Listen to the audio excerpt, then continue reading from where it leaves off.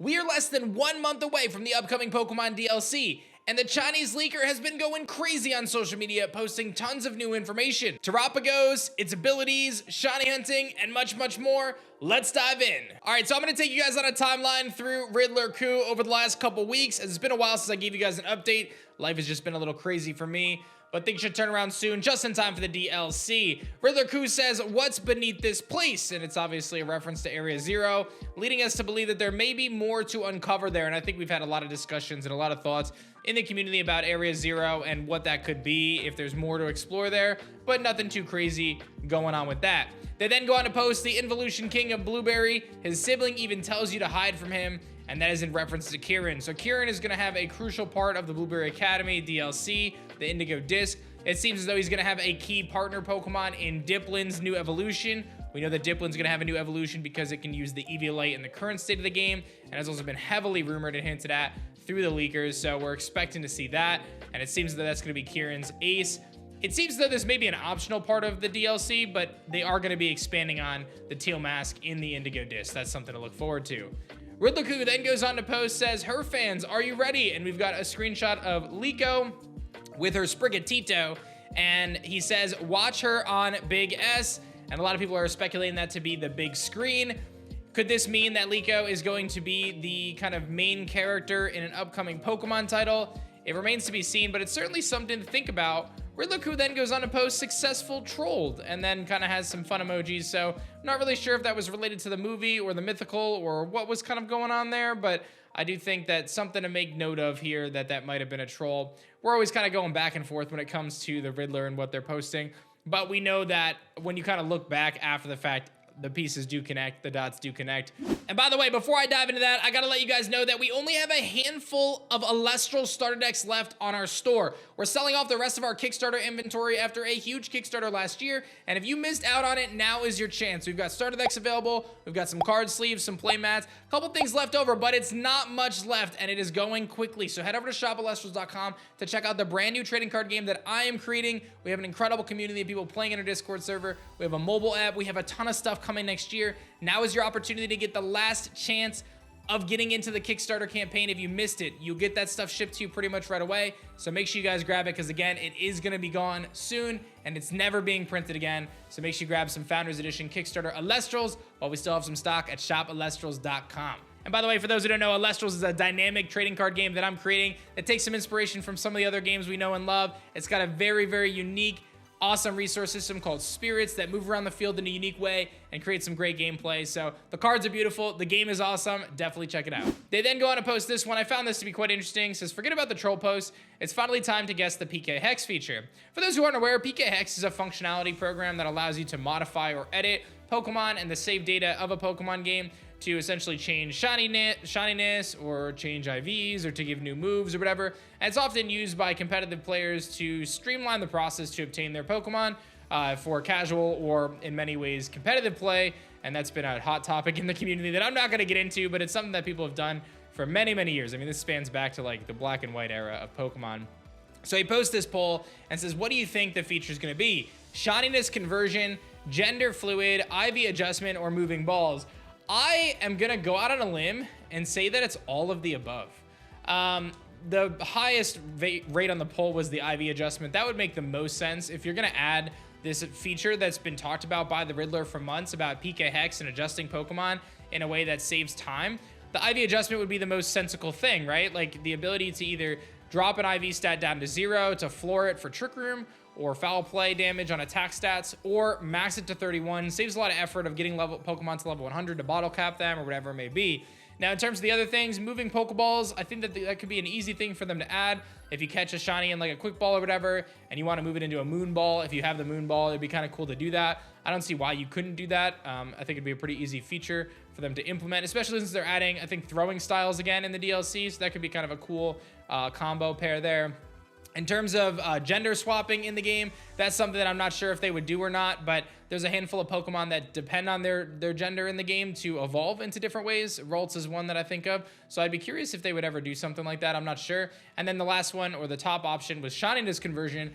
I think that, from my perspective, if they were to make a way that you can convert a Pokemon from non-shiny into shiny, like, Why are you shiny hunting at that point? I don't know.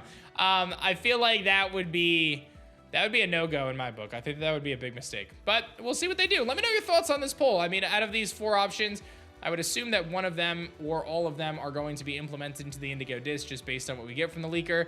So let me know your thoughts in the comments section below, which one you'd prefer. This post got a lot of attention on social media. Ku says, do you agree on this book, especially the first part? I certainly wasn't going to read it, but it's Sapiens, A Brief History of Humankind. Luckily for us, Soul Silver actually read through it and had a couple different posts on it. But one of the main posts actually came from Mad2K. They had kind of dug through some of these riddles and stuff, and it seems as though that this actually may tie back to Kagita, which is a character that was in the Legends Arceus game, and she has some really interesting dialogue. And I thought this was a really cool post here that talks about the Kagita's text, and she says, perhaps the Red Chain's purpose is to let one see creation as it truly is. Creation exists only because our minds are there to perceive it. One might say the world, time, space, all creation exists only because our minds are there. And then Arita says, so does the mind create the world? But isn't it the other way around, or is it? So the idea that the world creates the people or whatever in the mind, or rather the mind creates the world around it. So I think there's some pretty interesting themes that we're going to be diving into in the Indigo Disk, and kind of how Terapagos, Area Zero, Paradox forms, all of these things kind of come together, because we are hopefully going to get some answers, but we'll talk about that shortly, because we might not actually. Riddler Ku says, just a question, if you use fiction power to create a time machine, and then use that time machine to summon paradoxes, how would you call that? And that's a very interesting conversation, a very interesting question of kind of going back and forth between, different paradoxes and time and space, and a whole lot of complicated themes. I gotta say, like, while it's a little jumbled at times, I find it quite interesting. I'm trying to think. I was trying to think in my head. I paused for a few seconds there of the franchise that kind of jumbles this all up, and it's Kingdom Hearts. That's the one that comes to mind, of a franchise that has so many different time hops and different instances of people being different and the same, and I couldn't even keep track. I think Pokemon's done at least a better job of that. So, but I find this to be pretty fascinating stuff. Riddler Ku goes on to post its ability to make its existence meaningful and to sell its cuteness while camping. So Terapagos, the baby form, he's basically saying the whole purpose of this thing is to sell its cuteness, to have it show up while camping in the game. It's gonna obviously be in this form, and it has an ability to kind of keep it alive essentially, and maybe transform into the big guy. We'll talk a little bit more about Terapagos here in a bit. He goes on to post bug mascot Wen with a picture of Genesect.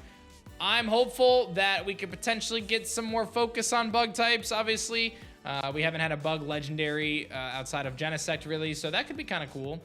Then he says its ability is defensive, and this is in relation to Terapagos, the big boy. He shows the model of the big boy and says his ability is defensive. And then Prisma Rex says, hope it can ignore Mold Breaker-like effects. And then he says the little one is immune to Weezing's gas. That's pretty interesting. So neutralizing gas cannot suppress neutralizing gas. Multi-type, Zen mode, stands change power, construct, schooling, Arceus system, shields down, battle bond, comatose, disguise, Gold Missile, Ice Face, or as one. So all of these abilities are like signature abilities. So it's pretty likely that we're going to get a signature ability on the baby Terapagos. And the fact is the big guy is going to have a defensive ability. So this thing might end up being pretty serious business. And then Ku says, whose base stat total is higher, Arceus or Terapagos? The question is, are they equal? Is one bigger than the other? This could actually be a huge deal. For those who don't know, Arceus sits at the highest base stat total with 720. That puts it 120 at every stat. The next closest thing is all the legendaries at 680. So you see things like Mewtwo and Giratina and Slacking and stuff all sitting at 680. I'm going to go and guess, actually Slacking 670, I stand corrected. I'm going to go and guess that Terapagos is going to be the same as Arceus. I think it's going to be 720. I don't think they're going to put it above, but I wouldn't be surprised if this thing is a massive tank. Ku continues to tease it and says its ability is dope and shows a picture of the World Turtle. Again, thinking about the, Terapagos and what this could be. And then someone says Ultra Necrozma kind of ability, and then he goes availability-wise, could relate.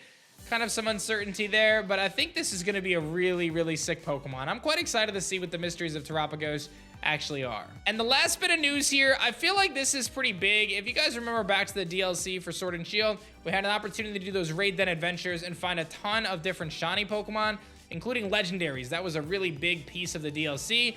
Ku posts a picture of Spectrier and Enamorus in their shiny forms. It is very possible there's going to be a new shiny hunting mechanic or methodology in the DLC that's going to allow us to hunt these Pokemon, these new shinies that were introduced kind of as legendaries or at the tail end of the last games. opportunity for us to get them in this game as their shiny forms. That could be really sick. A lot for us to uncover with just a few weeks ago for the Blueberry Academy DLC. I hope you guys are stoked for it. Be sure to like the video and subscribe if you guys are new, and let me know your thoughts on the IV checker or the potential shininess changer, all that stuff, the PK Hex-like features. I'd be really curious to hear your thoughts. And don't forget to check out Elestrals. You can pick up some starter decks while we still have them available. Not many left. Go to shopelestrals.com and grab them while you can. Thanks so much for watching. I'll see you guys soon.